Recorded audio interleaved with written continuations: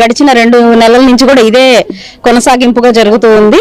So ఈ రోజు 31వ తారీఖునే ప్రతి ఒక్కళ్ళకి పెన్షన్ అందజేసి ఫస్ట్ తారీఖున అందరి మనసుల్లో కళ్ళల్లో ఆనందం చూసే ప్రయత్నం చేయబోతుంది కూటమి ప్రభుత్వం. అందులో భాగంగానే ఈరోజు నల్లచెరువు ప్రాంతంలో మొత్తం అందరికి పెన్షన్లు పంపిణీ చేయడం జరిగింది.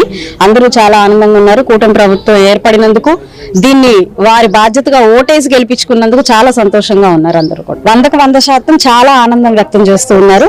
అయితే గత ప్రభుత్వంలో నిజమైన పెన్షన్దారుల్ని చేర్చుకోక అవసరం లేని వ్యక్తులు లబ్ధిదారులుగా ఉన్న క్రమం కూడా కొన్ని ప్రాంతాల్లో కనిపిస్తుంది. వాటిని క్రమబద్ధీకరించే అవసరం కూడా ఎంతో ఉంది. చాలా మంది ఇంకా పెన్షన్ కోసం ఎదురు చూస్తున్న వాళ్ళు కూడా ఉన్నారు. కొత్త వాళ్ళని కూడా ఇంక్లూడ్ చేసుకునే అవసరం కూడా ఉంది.